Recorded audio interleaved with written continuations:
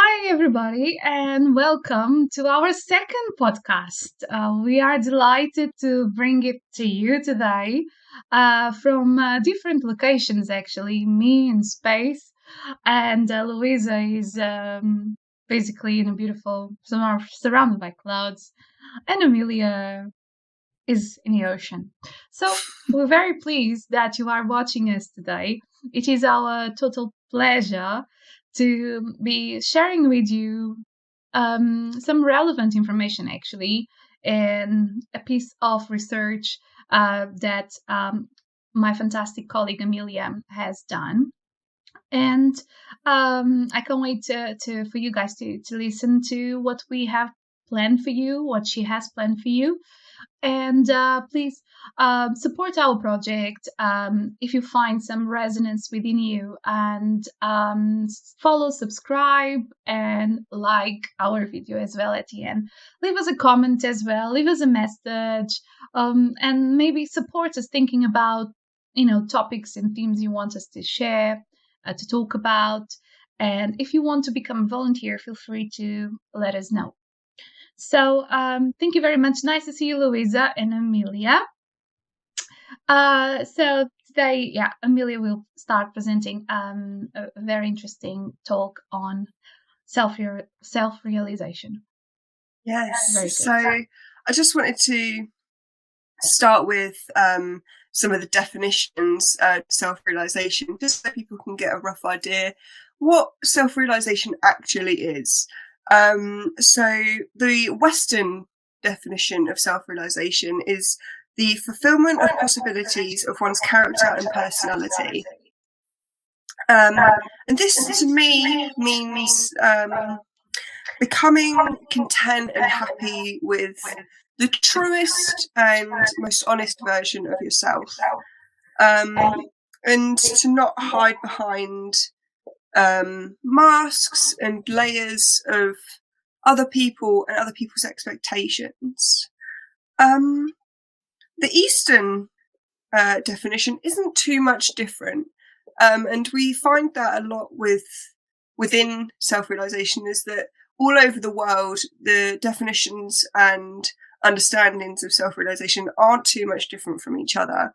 So, the Eastern definition is the liberating knowledge of the truest self, either as a permanent and undying consciousness or as the absence of the permanent self, which, again, means to me that we must have a lot of trust in ourselves that we will just live forever and our energy will be with us forever, and we need to rely on that, be true to ourselves and know that whatever it is, that comes after our life is going to continue forever.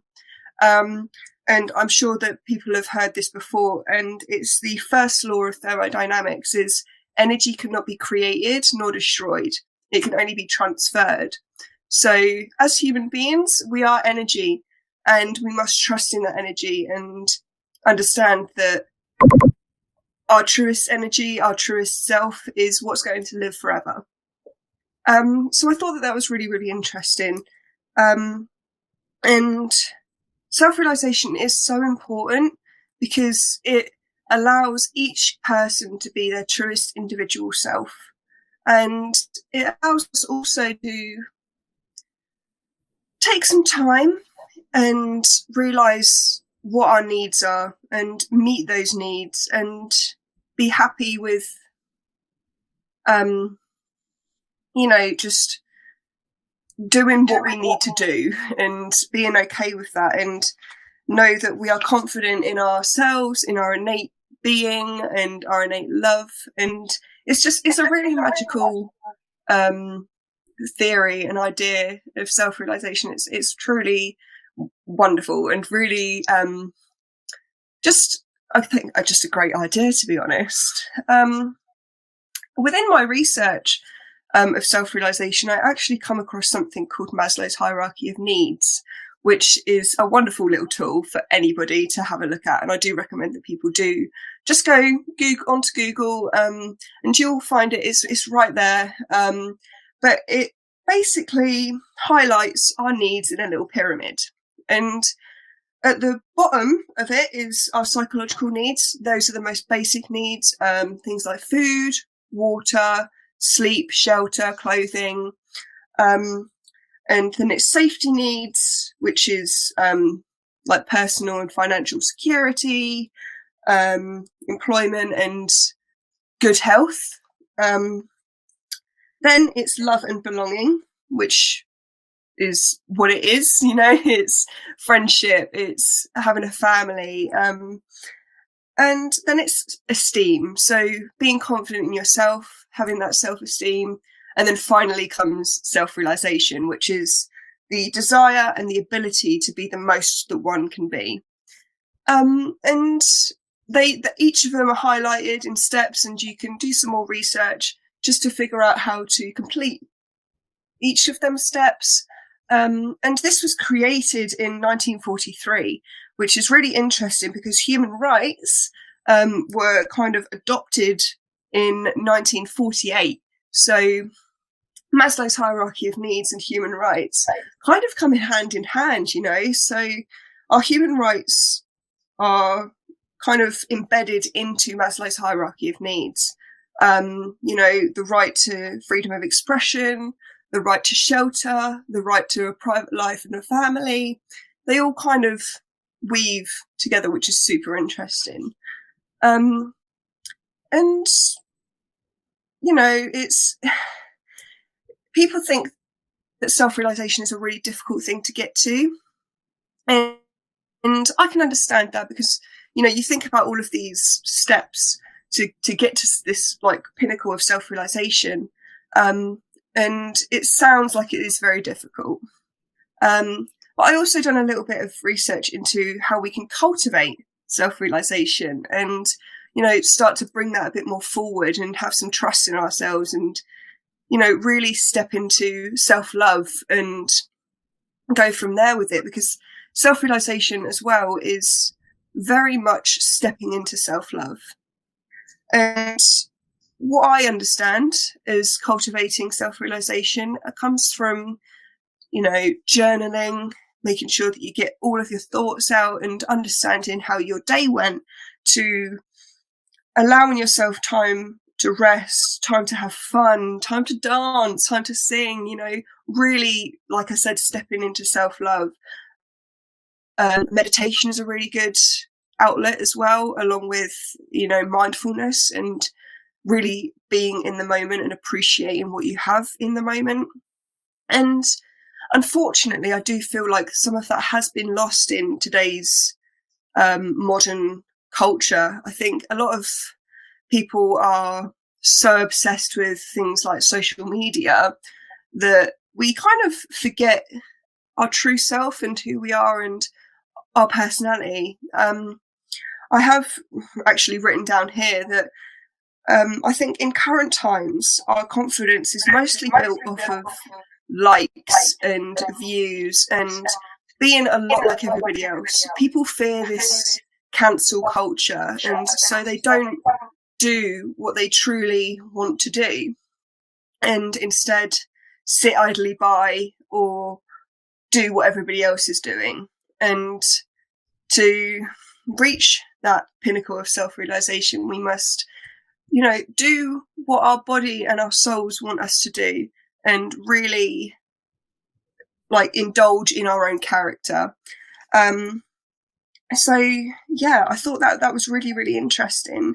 And yeah, it's a very interesting subject to kind of look in on, and it's beautiful. Kind of, yeah, it is truly beautiful. And it's very interesting because in modern culture now, I feel like self-realization is something that people talk about a lot, but don't necessarily take steps to achieve.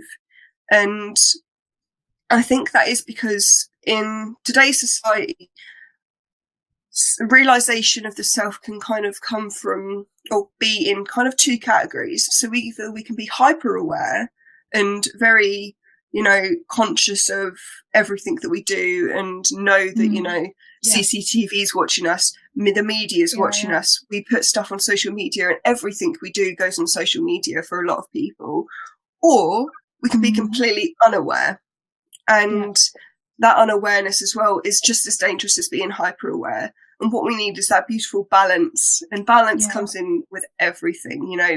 We've got to have that balance of, I know what I'm doing, but I know why I'm doing it as well. Yes.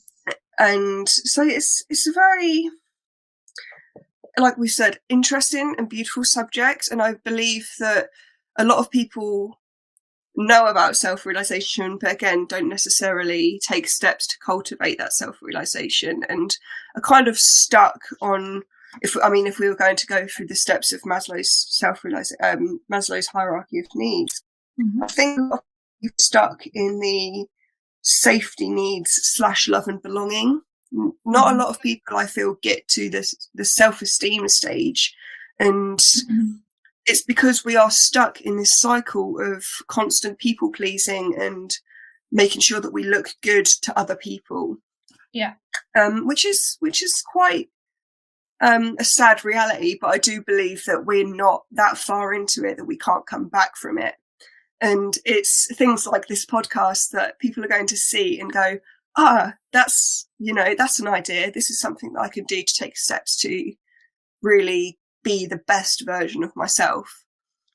Something I did want to ask you guys actually is how you feel the modern society has affected self-awareness, and what you feel about self-realization. How do you feel self-realization is important? Who shall start? You go with whatever you feel. Louisa, would you like to say something? Yeah, I can do. I agree, Amelia. I think it's so important. I think for me, I tried to do like a lot of sort of self-reflection through times, like especially maybe in like times of like conflict and things with like our family or people that we know, to like reflect on that and to really think about sort of perspectives and things like that, to try and keep in tune with, realizing where I stand within those relationships, and actually to try and like progress myself as well, to make sure that I'm, being mindful of other people and myself. So it's like both ends, isn't it? And trying not to be so hung up about other people, like you sort of said about social media and things like that, and actually really trying to be authentic to yourself and like reach that point, which is like so linked with our self-esteem, that if we can't love ourselves, if we can't like express who we truly are, and we feel like we're having to put on this front or like this highlight reel for things, then it's going to be so much more difficult for us to actually realize, like have that self-realization, like realize who we truly are, if we're constantly trying to, I don't know, almost like put on a mask. And I think it's something we all do, is we have these slight different masks for different situations, like be it for work or with our friends or with our families, like different situations, that they might be slightly different versions of ourselves that fit that best. But it's important that we are mindful and keep that real center of who we actually are at the core, and have that realization as to who we are as people, so we can make sure that we have that awareness and really do love ourselves and can be ourselves freely within our society and the people around us. Yes, that's beautiful. I absolutely love that. And I enjoyed what you said actually about reflection, because I think that is something that's missed a lot of the time as well. Even obviously I missed it out, but yeah, reflection is definitely something that's really important. It's something I think that should be highlighted more. People, if you do have a bit of disagreement between your family or your friends, people should allow that time of reflection. And I think through reflection, a lot of people can sit back and realize, oh, okay, maybe I wasn't right in this situation. And it's okay. It's okay to not be right in every situation. And I think a lot of people, their pride gets a little bit hurt when they're not in the correct, like in the right in the situation. So yeah, thank you. I think that's a really, really interesting subject, and people should kind of accept that not everything's always going to be perfect, and that's perfectly okay. Yeah. Yeah. I'd like to also add on to that, if that's okay. Yes, of course. Something that helps me a lot is to understand the power or the weight of our culture in everything that we do. So, because our culture very much is always evolving, it is always changing, and that is a quite cool thing. It is very cool that our culture is changing all the time, because if it wasn't for that,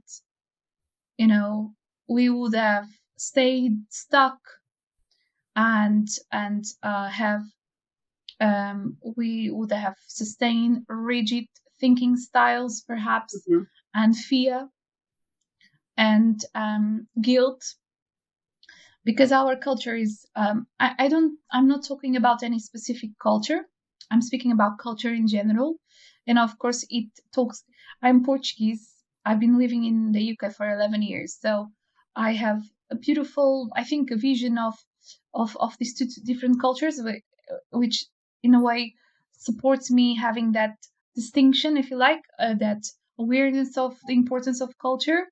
But I imagine like my parents' generation and their culture around them back then made them develop, acquire also particular thinking styles that were possibly not very nurturing, were more related to the Cold Wars that were going on, or the surviving in the very rigid political system and cultural belief system. And so for my parents, for example, or the generation before me, they had to deal with quite a lot of weight on their shoulders, like demands and requests. And I think about that a lot, and I like to bring that to my awareness, because that was not their fault. That was the metamorphosis of the cultural system back then. So how much did that actually impact them, their neural pathways, their nervous system, and their well-being? I think there is, of course, a very significant impact on people from the culture they live in, and also that makes them either seek faster or less fast that self-love, that knowing thyself journey. I believe that the quest is in every individual, but depending on the level of fear that surrounds them, the level of demand, expectations, lack of information, and also the individual predisposition, like their brain, how it is in a way designed or set up to think, or rewired. So that's not their fault. That is also product of the world around them, and it is a product of the world around us, the fear we have. It is not our fault as such.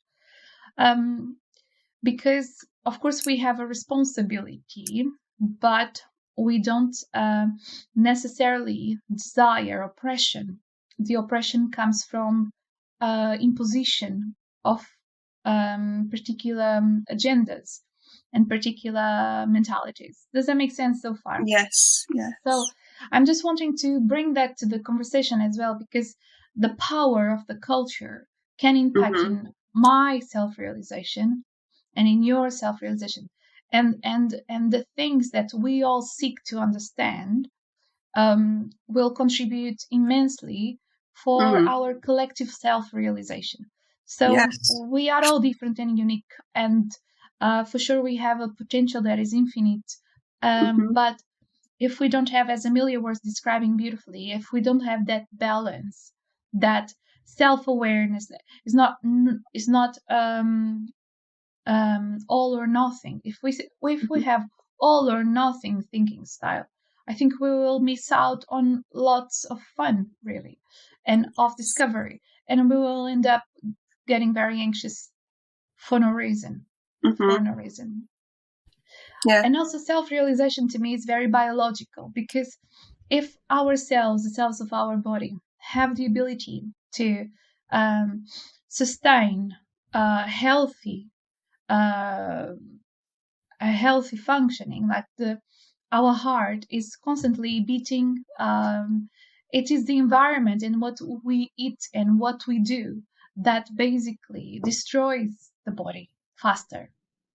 So for me, there is innate energy of love in all human beings that sustains a perfect self-realization if we pay attention to it and if we love ourselves a bit more every moment. So loving self would mean as well to decrease the pace when we are feeling stressed out, not allowing stress to contaminate, not allowing anger to control, not allowing anxiety to dictate. And of course, our project, Utopian Psychology Institute, have great deal of hope in terms of supporting more awareness, more education on emotions. Because our emotions, really, if we are not aware of them, if we are succumbing to despair, to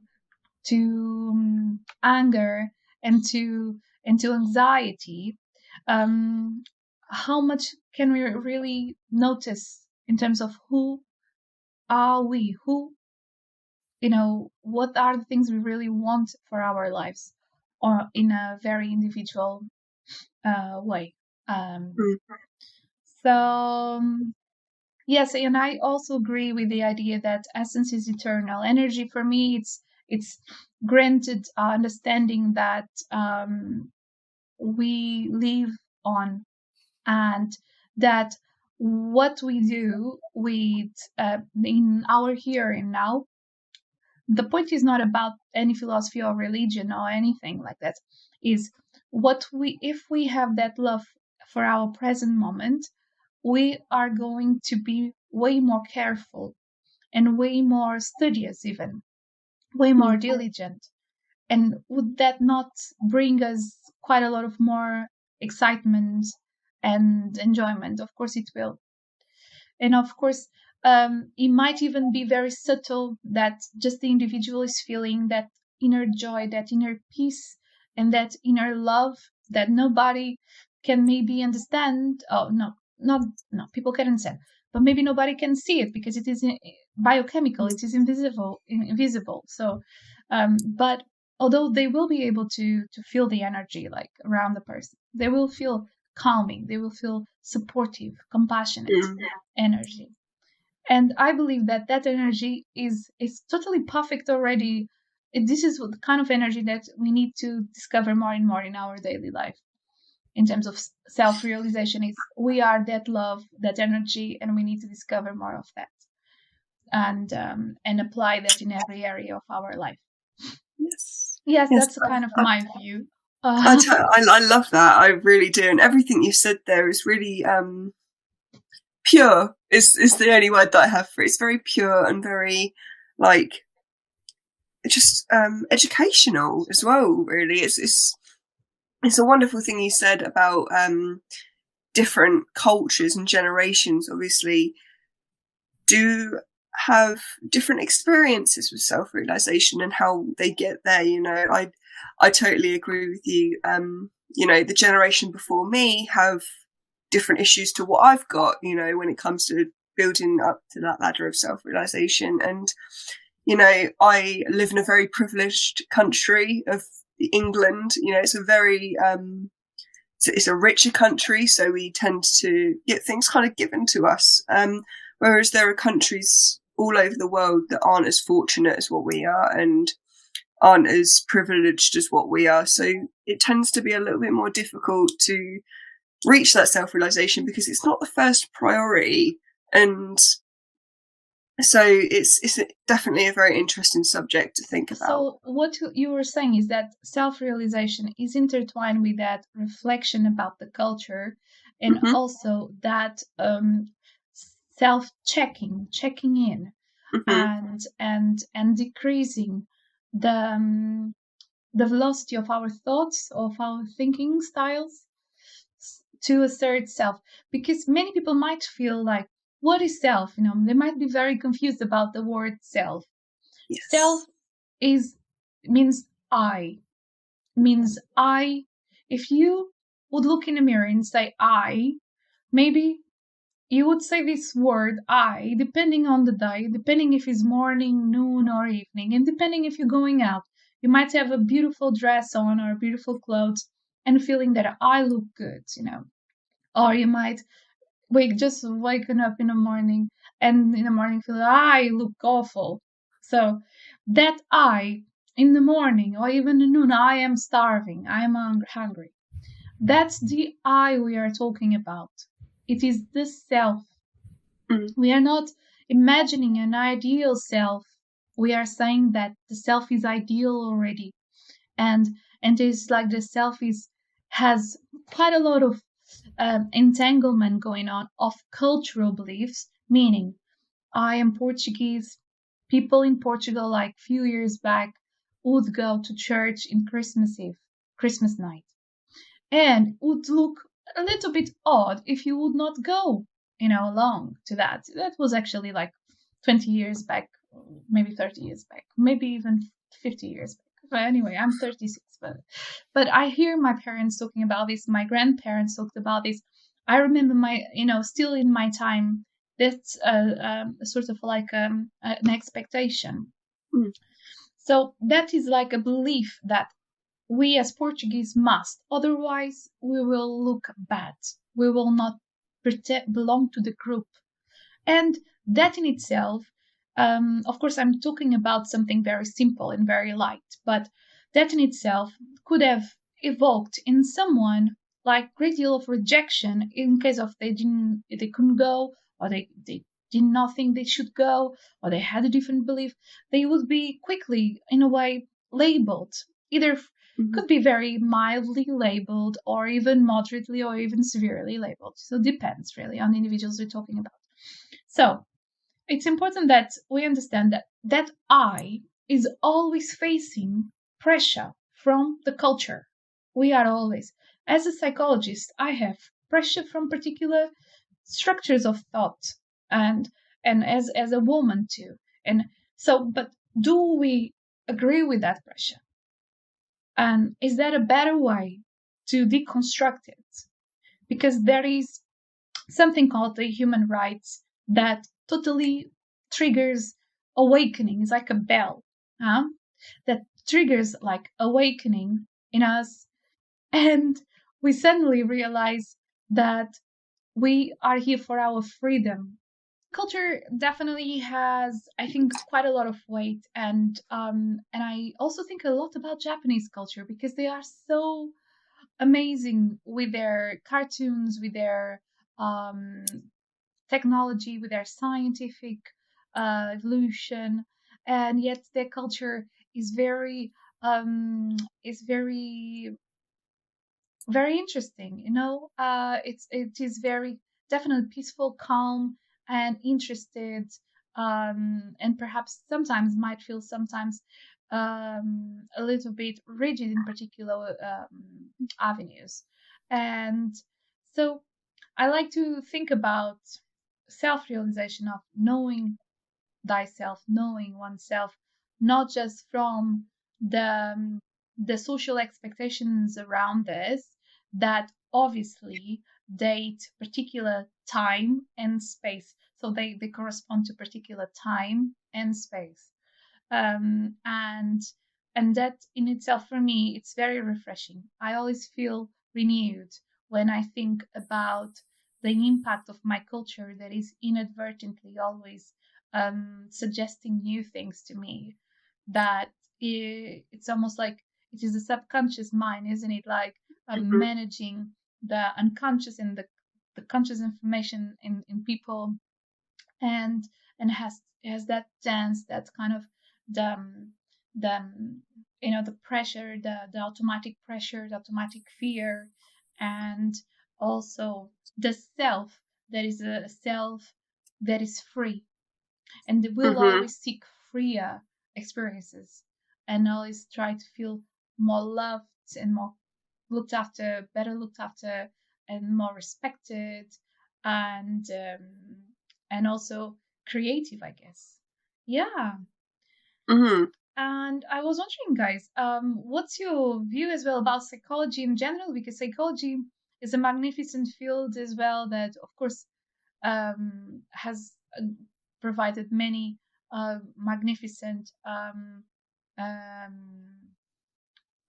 discoveries, or maybe um, was able to validate um, much of the information previously defended by philosophers, for example, and support Mm. us better adjusting to the current stress and expectations and pressure and demands. Yeah, I was wondering if you, maybe Louisa and Amelia, what are your thoughts on that?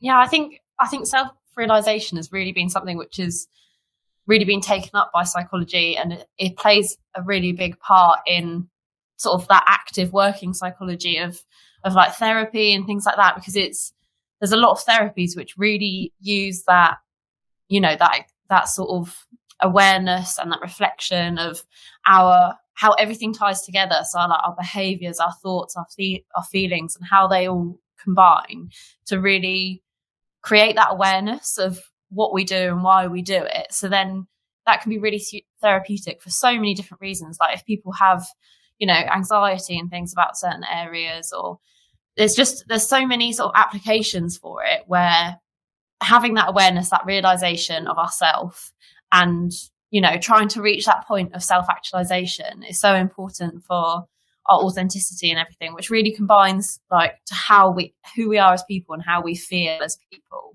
which Mhm. it affects everything. It affects how we feel about ourselves, how we then behave around other people and with ourselves, how we think about things. And it's sort of so sort of foundational within that. It's so important. I think it's something which, I don't know, maybe outside of psychology can almost sort of be forgotten about, almost, that actually there is that Mhm. importance to have that awareness, that I real sort of realization of ourselves. Yeah, I have worked with many people, many amazing people that had were really struggling to love themselves and to find their own voice, unique voice in their circumstances. It is a beautiful thing to notice, really, in therapy as therapists, um, to even to have that intention only. I work in that way. I have the intention of truly listening to the individual and to understand from their point of view what are their strengths and the limitations they recognize, and the areas that they really want to transform so they feel great where they are. It is a very puzzling situation that we are all living in different circumstances, and as we age as well, we will be faced with different circumstances, right? So it is we can't predict these things, but we can definitely um, create more space for logical thinking and conversations, and logical self-care, like Mhm. meaningful self-care that doesn't follow prescriptions but follows self, follows the I, follows the me. I might just be the only voice saying something, stating something, but if I feel good about that, it's because I'm taking something from this experience and I am evolving. in my own right, and I am self-actualizing, and feeling that, feeling safer, feeling that I have my needs met, that I belong in this um, ecosystem of energy that I have come to integrate about my life. My reasoning, my logical thinking is enough for me. It is what um, what creates that harmony, if you like, and that foundation for further communications, more projects, more work with people, and more fun to take place, I guess. Yes. Yeah, and the therapy, sometimes people might focus only on symptoms and on too much on changing particular behaviors, without asking the question, what do you really feel about it? How do you really feel about it? And what do you think about it? Um and what are those emotions? Because the emotions, even if in conflict, they have quite a lot of information, if that makes sense to you guys. Even Yeah. if we experience like conflicting emotions, that in itself, all those emotions are very important to be assessed and to be, isolated, and ask, what, wait a minute, why do I feel anxious and angry at the same time? Why do I feel fearful and happy at the same time? Why do I feel sad and angry or happy at the same time? All of that is so detailed, but is so vital that people become more aware of.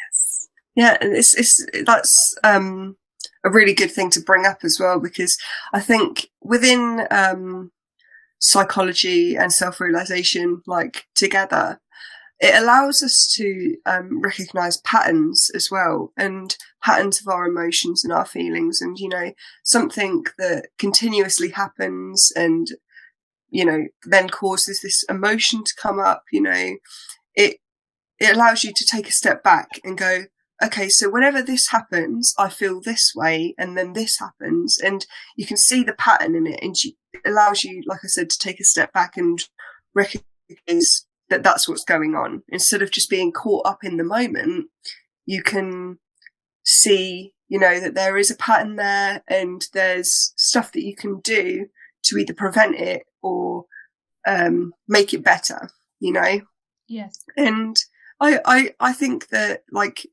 Louisa said as well, self-realization is really important within psychology, and it's personally, I would probably say that it was one of the main keys within psychology as well. It definitely is very fundamental, I think.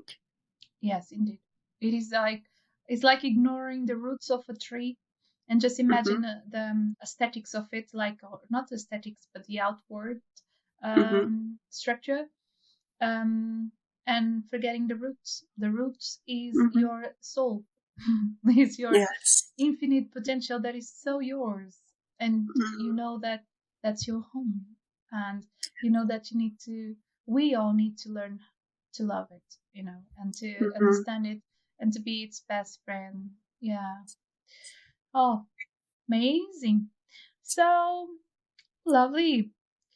I think we have covered quite a lot today, and I hope our viewers have enjoyed it. And as you can tell, self-realization is a very specific um, avenue for thought. I think is one for me that